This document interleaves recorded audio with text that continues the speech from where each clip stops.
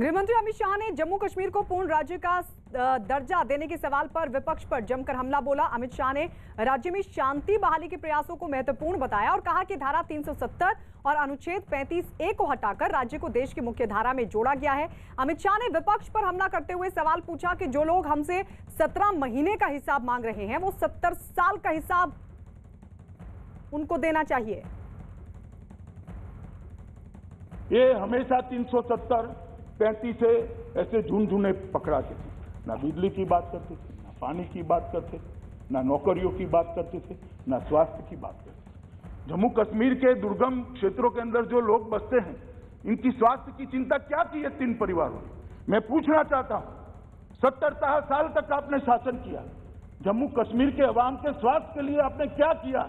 लेकर आइए हिसाब और हमारे एमपीओ के साथ चर्चा करिए।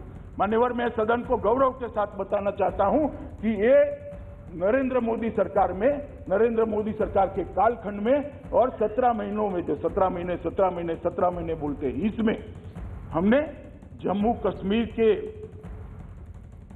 पीएमडीपी के तहत स्वास्थ्य मंत्रालय से 881 करोड़ रुपए की राशि ऑलरेडी भेज दी है, जिसमें से 754 करोड़ रुपए की राशि व्यय की जाती है। मान्यवर, 75 परियोजनाएं पूरी हो गई है और 22 तक 39 परियोजनाएं पूरी हो जाएगी। अमित शाह ने एक के बाद एक विपक्ष पर ताबड़तोड़ कई हमले किए। उन्होंने जम्मू कश्मीर में आईएएस अफसरों की तैनाती को सेंट्रल कैडर से जोड़ने के फायदे गिनाए और कहा कि हिंसा की वजह से जम्मू कश्मीर के बच्चे उच्च शिक्षा और अच्छे करियर से दूर रह गए।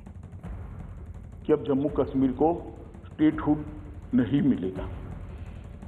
भाई, बिल को पायलट तो मैं कर रहा हूं, लेकर मैं आया हूं, मंशा मैंने स्पष्ट कही है, कहीं पर भी नहीं लिखा है कि स्टेटहुड इससे नहीं मिलेगा। आप कहां से ड्रॉ करते हो? आपकी मन की आशंकाओं को जम्मू कश्मीर की जनता पर क्यों थोप रहे हो? मैंने इसी सदन में कहा है और फिर से कहता हूं कि इस बिल का जम्मू कश्मीर के स्टेटहुड से कोई लेन देन नहीं है। उपयुक्त समय पर जम्मू कश्मीर को स्टेटहुड दिया जाएगा। जब विपक्ष में बैठते हैं तब अपने समय में क्या किया था वो भी तो थोड़ा याद रखना चाहिए, वरना फिर सुननी पड़ेगी। मान्यवर, ये हमें 4G और 2G का कह रहे। मैं अभी भी कहता हूं कि सबसे बड़ा नागरिक का अधिकार है सुख और शांति से रहने का, सलामती के साथ रहने का। सलामती जहां नहीं होगी वहां सारे अधिकारों का कोई मतलब नहीं। देश के हर राज्य की स्थिति है मान्यवर कि डायरेक्ट रिक्रूट अफसर होते हैं, इसका एक प्रो रेटा है। प्रमोशन होता है जब लोकल अफसरों का, तो वो भी जगह लेते हैं। और ये देश का, पूरे देश का एडमिनिस्ट्रेटिव इंफ्रास्ट्रक्चर इसी आधार पर बना है।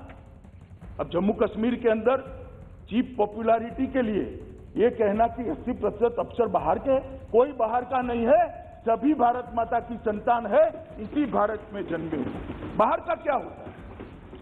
ये नई पैटर्न और नई फैशन विकसित करिए। बाहर का है, बाहर का है।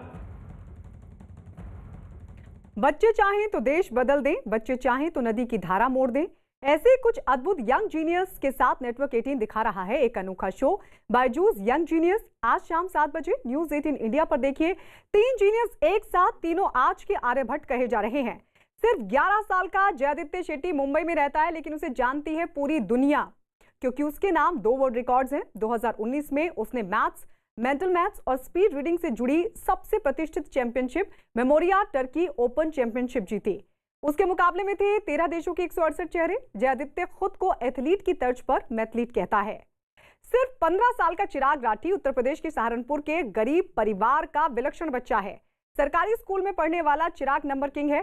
20 करोड़ तक कोई भी नंबरों का जोड़, घटाना और मल्टीप्लाई का काम कैलकुलेटर से भी तेज करता है।